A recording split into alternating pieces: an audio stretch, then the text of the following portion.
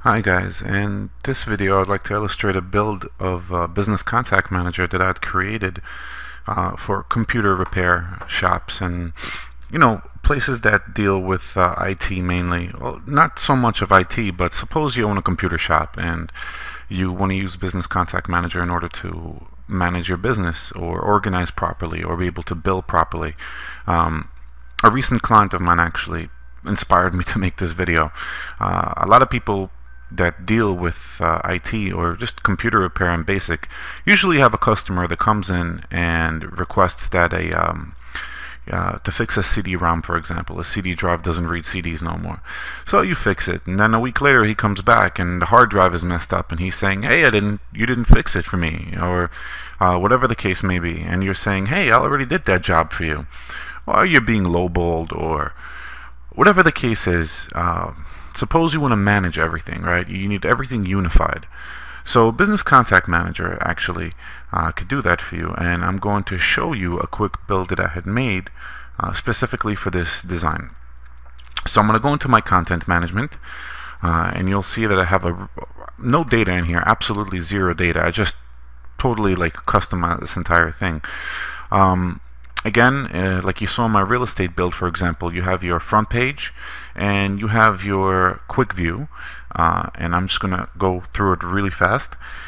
Now I have two tabs here. I have customers and I have payments. Customers when you have a new customer coming in, and payments when you want to track your money. You want to know how much you get paid. You want to run reports that show you how much cash have you earned.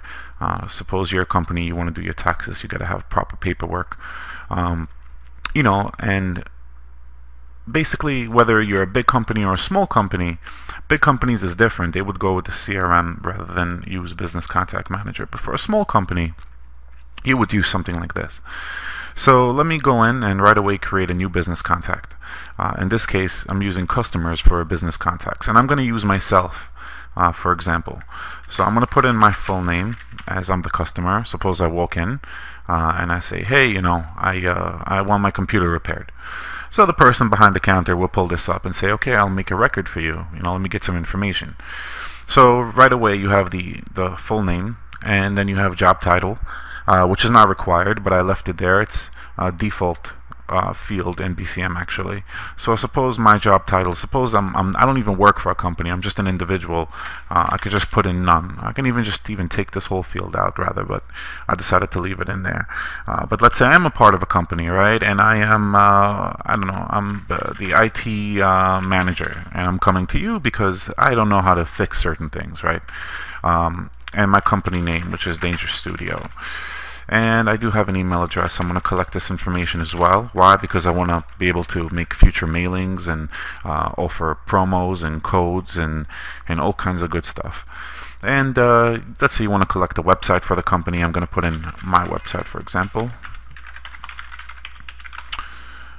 And we want to collect a couple of phone numbers, what's best to reach you at. So I'm just going to put in 555-555-5555. And then I'm going to put in another phone number, for example. Oh, I never set up a modem on this computer. Whoops. Okay, let me just do this real quick. I'm in 718. Okay. BCM usually ties into your actual modem when you want to make calls out, for example. But we're not going to talk about that right now. You can actually fax directly from this, but that's a whole other subject. Phone number, let's say 347-777-777, and let's say I have a business fax line, and my fax line is 212-222-2222. And now we want to collect some address information. And let's say I live on 21 North 2nd Ave, and I'm just making up an address, obviously. Let's say in Brooklyn, New York 11227. And I'm going to click OK, and I now have a complete address. And now let's talk a little bit about the work. So I put in here job number because you like to track your work. You want to give kind of a reference number to somebody. So this is not automated. You would actually have to put in a number. So you can come up with a 0, 1, 2, 3, 4, 5, 6, for example. So I formatted this in a way where it shows the number like currency, which is a mistake really. It should drop off the decimal, but you get the idea. This is like a reference number. Services required. So now suppose I'm coming to this person and I'm saying, hey, you know, my computer has tons of viruses. It's totally loaded with all kinds of crap. Or I want to replace my hard drive, or my video card failed. I got to replace that. I want to do a RAM upgrade, miscellaneous upgrade. I need to reformat my computer. Reinstallation of software of some sort, CD-ROM repair, USB repair, audio drive repair, a new setup, custom work, web design, programming, and of course I can always edit this list and add additional things, but I'm going to choose for this particular example CD-ROM repair. And job description, basically asking the client, hey, you know, can you tell me a little bit about what happened? And now I'm estimating what I got to do, and I'm assuming I have to order a new OEM ROM drive. I'm going to put in Dell, for example. So service location, now I can select whether it's an on-site job, an off-site job, customer's home, customer's office, or is it a remote job? Can I pretty much use LogMeIn or Join.me to connect to the person's computer? But let's say I'm going to do it on-site. He's dropping the computer here. Now it's time to talk about the terms, which is a little bit about the money. How much am I charging this person? Well, suppose I have a price list and I'm going to charge $120 for the CD-ROM repair, plus the cost of the part. So I'm asking for a down payment. I'm telling him, leave me half of the money, of course. So I'm charging $120. So I want $60 as down payment, and I'm going to mark down that he paid me $60 as the down payment. And the initial cost for me, because I have to get the CD-ROM for him, for example, let's say it's going to cost me $80. I'm going to put in $80. So required hours is basically how many hours will I be spending on fixing this. Now suppose I bill by hours, or suppose I bill per project or per job or what I'm fixing. I'm going to select, let's say it's going to take me maximum 2 hours, or let's say 2.5 hours. So I have almost everything that I need in order to have a good record of this job. And suppose now I have to order these parts. This particular CD-ROM is an OEM, factory made, and I have to go on Dell.com, punch in his let's say service ID tag or express service code, and I want to order the number. So I want to order the part. So I'm just going to say order required, part number. Let's say the part number is 0123456. An estimated arrival time. Let's say I order it today. I'm assuming it will arrive by the 27th, which is Friday, and I'm going to estimate it to, let's say, 1:30 p.m. That's when the UPS guy usually comes. And let's say I now have a tracking number. I want to be able to track it. I'm going to put the tracking number inside this record so I can follow through with the part. I'm just going to put in a random bunch of letters in here and some numbers. And here I have a tracking number. So I'm just about done. Now I'm going to go to timestamp, and I'm going to add a new note. I'm going to say that at 9:32 p.m. Elon dropped off his machine at my office.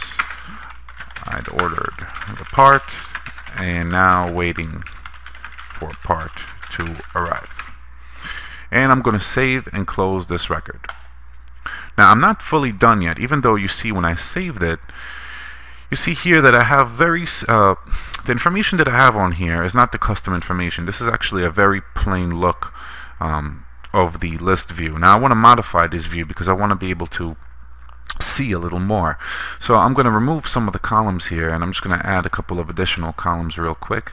And I want to go to my user-defined fields, and let's say I want to be able to see the service required. I want to see the service location. I also want to see, let's say, estimated arrival time for parts. And I want to see job number. I could add job description, but I don't want too much text to be on there. So I think I have almost everything that I need, all except the date. I want to see the created date. When this person came in, when did Elon come in, and when did he ask me to start working for him, more or less, or do this job for him. So let me just find the created by. Where did it go? I know it's in here. And I want to be able to see it and I want to be able to easily sift through all my fields. So I'm looking for my created field, and I'm going to add that in here. And now take a look. Let me just quickly open up these columns so they're available and they're open. And I guess I can move this a little bit more. See, this whole thing is customizable. You could do so much. And now you can see that on Friday I had this person, Ilan Patel, come in, and he had required a CD-ROM repair, and the service location is on site. I now have a proper record of this, including a job number and the date that it was created. So now I am pretty much waiting for the part to arrive. Meanwhile, I want to now track a payment for this person, right? So right away I'm going to open the record up. I'm going to go to Opportunity, which is BCM's way of tracking money, and I'm going to say the opportunity title is, I'm just going to write something random, Ilan CD-ROM, for example, and the sell stage is a new order. I'm going to mark it work in progress, and I'm gonna, I don't need a reminder because I'm not collecting money. Now it's time for me to make the charge. I need to measure how much money am I receiving from my client. So I'm going to click on add, and I'm going to add a brand new price list, or more or less a product, right? So the item is, see, I want it to be flexible, right? I don't want to have 1,000 products, so I'm going to focus on one particular product, and we're going to call it PC repair. And I'm going to label this 120. So I know that I'm going to charge this person $120. So they already paid me $60 as a down payment. I want to note that, right? So the unit cost is going to be 120 bucks, and the unit price will be 120 bucks. So I'm going to now save this, and I'm going to click OK, and I'm going to add it into my system. And now you'll see that I'm owed $120 basically. So I'm owed $120. This person already made a $60 payment. I can actually mark this down now. I can mark it down to 60, and I can modify the price, and it'll display that now I'm owed $60 by this person. But I don't want that, because I want to put 120, because at the end of the week, let's say I want to run a report, and I want it to tell me how much money I had made. So I have 120 bucks in here. I'm going to add a timestamp, and it's going to say awaiting payment. Down payment was made today at $60. And I'm going to save and close this, and save and close my other record. And now you'll see in payments I have here one payment. There's no close date because I haven't won, and the expected revenue, let me remove this column and add in the total revenue column. And let me just go jump and get to total revenue, so I'll be able to see exactly how much is owed to me. And you'll see that there's $120 linked to this person, this customer, right, without a close date, which is work in progress. So now I have tracking, and you'll see my comment appears in my my quick select view, and I'm able to see that this is work in progress. Now I'm going to add in here, and let me see if I can find it quickly. So I'm just really customizing this further as I go, because I know that I need to see certain things. As I work, or as I want to be able to be on top of my game, I want to be able to see every single stage and every single thing that's going on. So when I come in, let's say in the morning, or it's midday, I have a secretary working for me, I want to be able to see everything that's work in progress. I want to be able to sort it and see what I'm doing, what I have to do, etc. So that's really the very, like, a bare backbone of the system. As you see, now suppose that the part arrives now. So I have a record of everything, and I can just click on this over here on the record itself, and now the part came in, and I'm going to start working on this. And now I want an appointment done. I want to have a calendar appointment telling me, hey, you have to call Ilan and tell him, hey, your computer is ready, or an appointment to call him to discuss either financial things or whatever the case may be. So from the record directly, I'm going to click on appointment, and I'm going to say, let me make the appointment remind to pick up PC, and the location is going to be office, and I'm going to say remind it, let's say tomorrow, remind him to come pick up the computer at 1 p.m. And I can write some notes, blah, blah, blah. You know, just some on-the-fly stuff.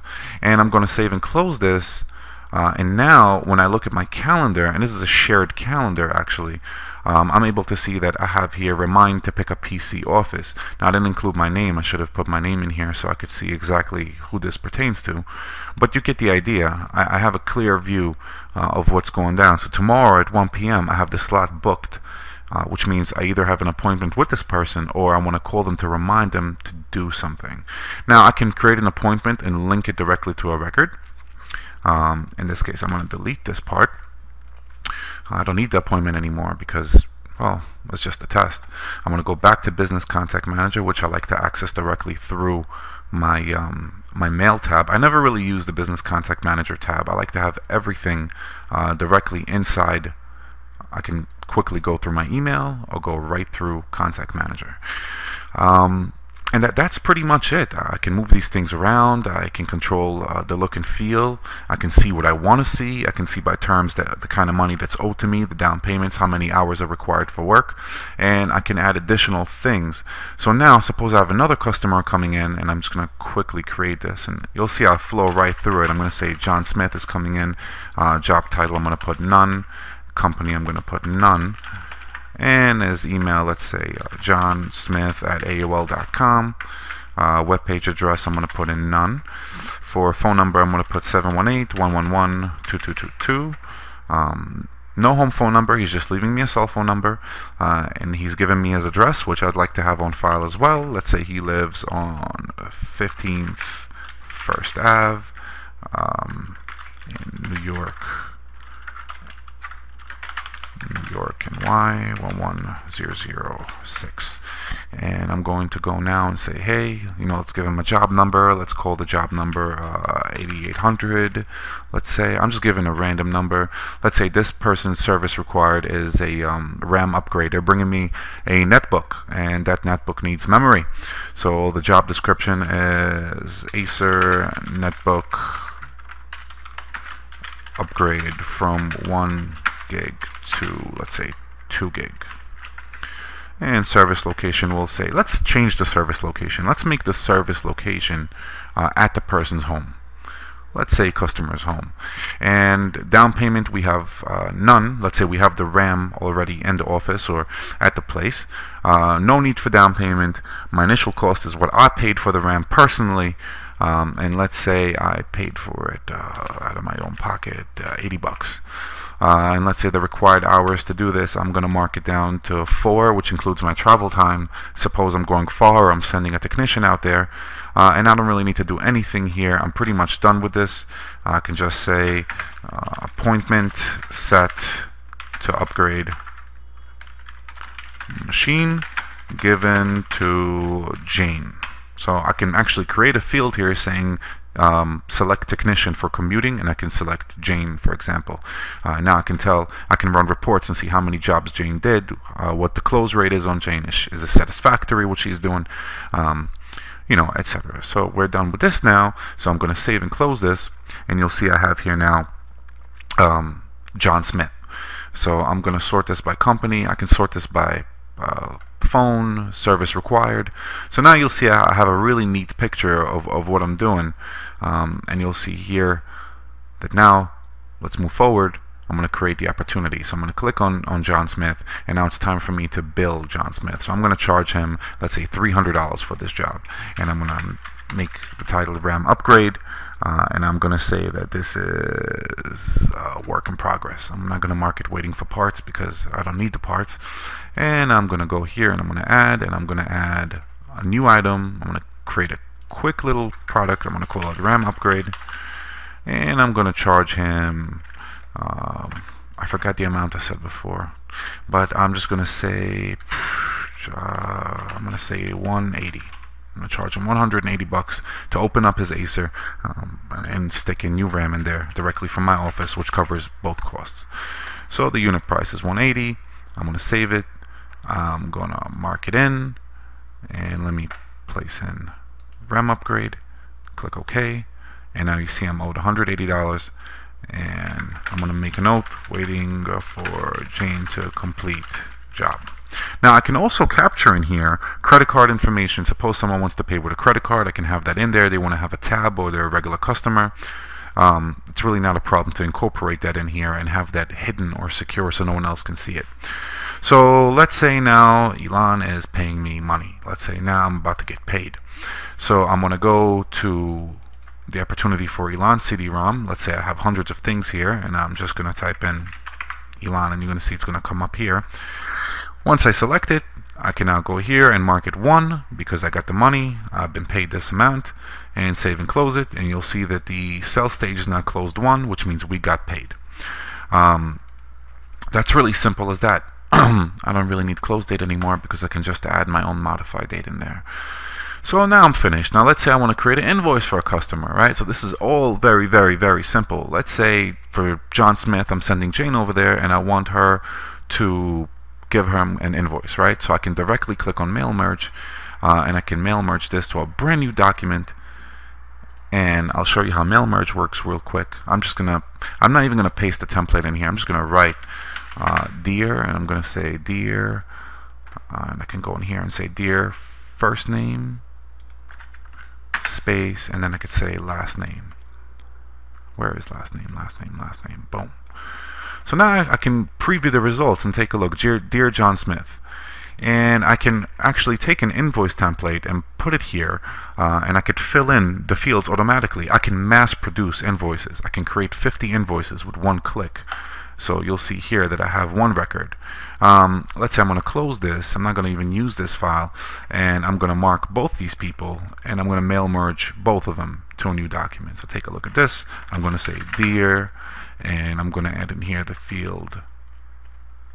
Let's say I'm going to go again. This time I'm going to go with full name. Full name, and I'm going to write in here a job description, and I'm going to add the field in here for a job description, which I'm sure it's right over here. And then I'm going to do preview results, and I can actually preview right through. Take a look. It'll say dear John Smith, dear Elon, and then job description changes, and I can actually print out an invoice directly from here, produce a PDF. I can even attach the file to the record to keep a record of every invoice I've ever given a customer, very, very easily. So this is just another cool idea of how to use Business Contact Manager to manage, let's say, a small IT business or a small computer repair business. So I can click on here, for example, on more. I can add a file to this person. I can go to my desktop, and let's say I have here 120 Days of Sodom or Philosophy in the Bedroom. These are ebooks. Don't ask. So I'm going to add Philosophy in the Bedroom for this person. And when I go to history, you'll be able to see that I can see every single file attached that I had added in here. Take a look. I have history here of a meeting, of an attached file, and the opportunity that I created, which I can double click and it'll open up the bill. So that's in a nutshell the whole demo of this. I mean, it's a very, very simple thing.